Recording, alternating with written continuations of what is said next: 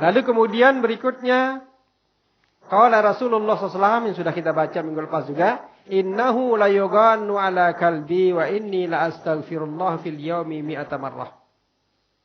Ini dalam riwayat lain dikatakan, itu yang kita baca dalam kitab kita, mengatakan sab'in marrah, 70 kali. Dalam riwayat lain mengatakan 100 kali. Istighfarnya Rasulullah. Padahal Rasulullah suci hatinya. Dijamin oleh Allah kebersihan hatinya. Maknanya sekiranya Rasulullah tidak beristighfar pun, ia sudah diampunkan oleh Allah. Dah kita yang tidak ada yang menjamin hati kita suci. So, mari kita mulai beristighfar terus. InsyaAllah dengan banyak istighfar, maka kita akan dapat kesucian hati itu. Arkanut taubah, ada rukun-rukun taubat. Ini yang perlu kita perhatikan. Yang pertama, al-iqla'u minadz-dzunub. Mencabut diri dari perbuatan dosa. Maknanya berhenti serta-merta. Kalau kita ingin bertaubat, berhentilah lakukan perbuatan dosa yang sama. Berhenti secara terus. Ketika kita ingat ingin bertaubat, jangan kita teruskan melakukan dosa. Yang kedua, an-nadam. Menyesal. Di dalam penyesalan ini, ada hal yang paling penting diperhatikan. Orang menyesal itu artinya adalah, ia tentu diusahakan kalau dapat penyesalan kita itu bidumu dengan linangan air mata. Air mata kita keluar saat kita menyesal segala perbuatan kita lakukan. Seperti yang telah diceritakan oleh Syekh Khatib Langgin. Dalam kitab beliau Dawa'ul Qulub ila 'allamil ghuyub. Beliau menceritakan Allah memerintahkan Nabi Musa alaihissalam, ya Musa idhab ila qaryati kadza wa kadza. Wahai Nabi Musa, pergilah ke tempat ini dan uruslah jenazah waliku yang telah mati kemarin. Itu perintah Allah kepada Nabi Musa. Dhahaba Musa ila qaryatil madhkurah. Lalu Nabi Musa pergilah ke tempat desa yang disebutkan Allah tadi. Faqala li ahlil qaryah. Lalu Nabi Musa berkata kepada semua penduduk desa itu. Ia bertanya, wahai penduduk desa, adakah seorang lelaki yang mati kemarin? Faqalu, lalu penduduk desa mengatakan, ajal, iya ada. Aina juthatuhu, mana dia jenazahnya? Aina janazatuhu, mana jenazahnya? Faqalu faqad irmina ilal mazbalah, kami telah membuangnya ke kotoran lembu. Masya Allah. Seorang lelaki kira-kira berusia 47 tahun mati lalu dibuang ke kotoran lembu. Alamat apa itu? Tandanya apa? Orang baik apa tidak? Tandanya orang tidak baik. Faqala Musa ila rabbih. Wan saja Nabi Musa mendengarkan kalimat keluar itu, kalimat yang dari penduduk kampung, kata Nabi Musa, naja rabbahu, ia bermunajat kepada Allah. Ya Allah, ya Rabbi, Engkau lebih mengetahui apa yang terjadi, apa yang penduduk kampung lakukan. Faqala Allah li Musa, sadaku haula'il qaum, wahai Musa. Penduduk kampung itu, wahai Musa, tidak salah. Mereka memperlakukan jenazah waliku seperti itu tidak salah. Karena memang dari mulai ia lahir sampai meninggal tidak pernah melakukan kebajikan untuk penduduk kampung itu. Ia selalu melakukan perbuatan jahat. Jadi, kata Allah, penduduk kampung itu yang membuang jenazah seorang lelaki tadi tidaklah salah. I'lam, akan tetapi ketahui wahai Musa, sebelum lelaki ini meninggal, naja ilayya, ia bermunajat kepadaku bithalathati asya, dengan 3 perkataan. Apa yang pertama ia ucapkan? Ya Allah ya Rabbi, anta ta'lamu ma fiyya.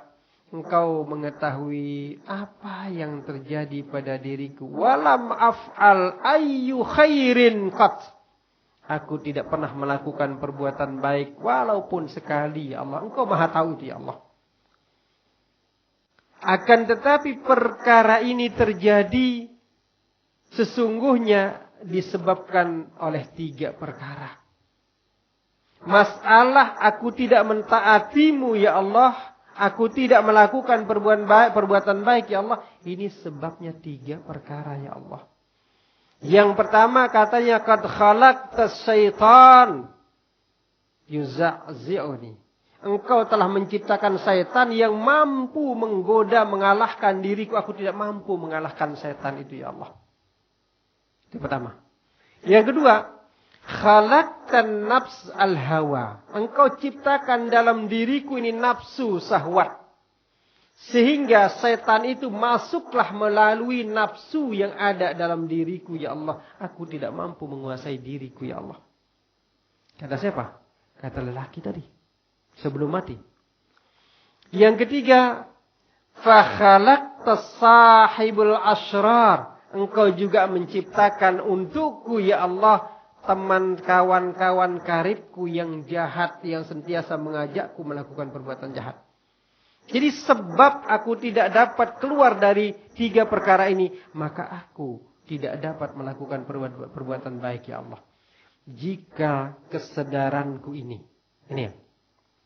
Jika kesadaranku ini ya Allah adalah perilaku baik, maka tolong ya Allah ampunkanlah dosaku. Ini munajatnya. Ampunkanlah dosaku yang akhirnya Allah mengampunkan dosanya. Lalu munajat kedua. Faqala, ya Allah, inni uhibbus salihin. Hubban jamma.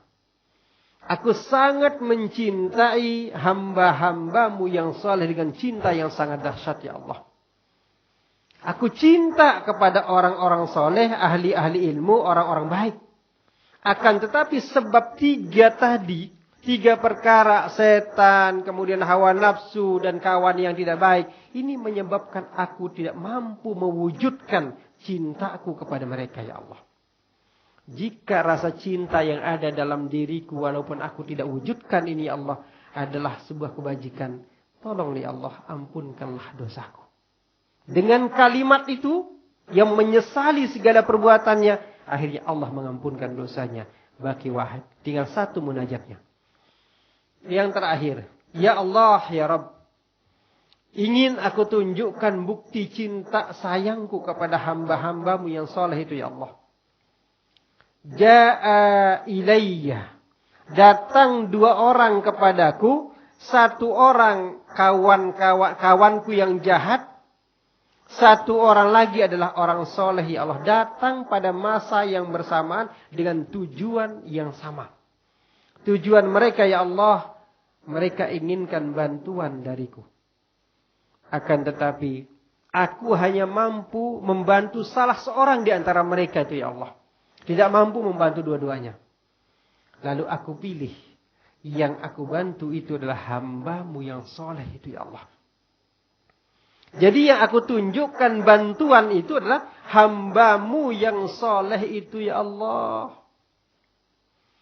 Jika sikapku membantu hambamu yang soleh itu adalah wujud dari rasa cinta kasihku kepada mereka ya Allah, adalah sebuah kebaikan, ampunkanlah dosaku. Wan sejak selesai mengatakan ampunkan dosaku, dimatikan oleh Allah. 3 sebab inilah munajat yang dahsyat. Sebagai perwujudan rasa menyesal. Ini kita lagi bicara menyesal kan. Salah satu di antara syarat taubat menyesal. Sebagai perwujudan rasa menyesal terhadap dosa yang sudah kulakukan. Maka Allah angkat orang ini walaupun tidak pernah melakukan kebajikan. Menjadi wali Allah. Menjadi wali Allah. Masya Allah. Jadi di antara salah satu syarat kita Sebagai orang yang taib, orang yang bertaubat itu mesti menyesal. Dalam penyesalan itu rangkaikan semua kalimat-kalimat penyesalan kita. Malam hari kita bangun, ungkapkan semua kesilapan yang sudah kita lakukan di hadapan Allah. Sebelum kita bermunajat berdoa, maka sebutlah semua kesilapan yang sudah kita lakukan. Ini namanya, jadi namanya sini adalah mencoba menyesal dengan menyebut semua kesilapan yang sudah dilakukan, kesadaran akan kesilapan. Sekarang ini banyak yang tidak sadar kan. Sudah berdosa kita merasa santai saja. Padahal banyak sekali kesilapan yang kita lakukan. Ini, akhirnya orang tadi diangkat oleh Allah sebagai walinya. Lalu Allah katakan kepada Nabi Musa, wahai Musa, jika semua penduduk kampung ini turut serta mengurus jenazahnya, memandikan, mengkafankan, lalu mensolatkan jenazahnya, maka seluruh orang yang terlibat mengurusi itu, aku ampunkan semua dosanya pula. Masya Allah. Jadi rasanya kita termotivasi untuk selalu bertaubat. Jangan taubat sambal. Tahu sambal? Tahu sambal? Apa rasanya? Pedas kan?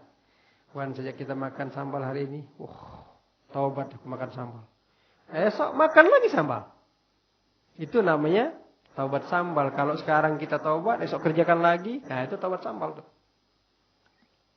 Lalu ada soalan begini. Bagaimana halnya? Sekarang aku sudah bertaubat. Tapi esok seperti tadi, esok aku lakukan lagi. Adakah aku bertaubat kembali? Yes. Syekh Tajuddin bin Atha'illah Sakandari menasihatkan kepada kita. Bila kita melakukan sebuah kesilapan, mubasyarah antafu. Kalau kamu sudah lakukan perbuatan silap, langsung terus. Walaupun berapa kali kita lakukan, terus terobat. Jangan pernah ada satu kesilapan yang kita tidak beristighfar dengan kesilapan itu. Hatta mata katanya, sehingga bila aku akan bertobat, hingga Allah mencabut nyawamu. Jadi artinya, jangan pernah berhenti bertaubat. Seiring dengan nafsu masih ada dalam diri kita. Setan sudah berjanji bersumpah kepada Allah. Ingat sumpah setan. La'ugwiyannahum. Aku akan kacau mereka ya Allah. Min amami. Dari depan. Aku akan kacau dari depan. Kalau aku tidak berhasil dari depan. Min waraihi. Dari belakang aku akan kacau. Tidak berhasil dari belakang. Min yaminihi. Dari kanan aku kacau. Tidak berhasil kanan. Min yasarihi. Dari kiri. Semua jurusan tempat ini setan ada mengacau kita. Selama setan itu masih ada, maka kita tidak akan pernah sunyi dari kesilapan, pasti. Tapi Allah Maha luar biasa, Maha Rahman, kasih sayang pada kita. Allah berikan solusinya. Kalau kamu sudah melakukan kesilapan nih, lawan setan dengan bertaubat, maka setan itu kalah. Tapi kalau kita tidak bertaubat, maka setan itu akan menang. Jika setan menang dari kita, maka bersedialah kita akan menjadi rakyatnya setan di neraka. Fana'udzubillahi min dzalik. Jadi lawan dia dengan taubat. Lawan dengan istighfar. Jangan pernah kalah dengan setan.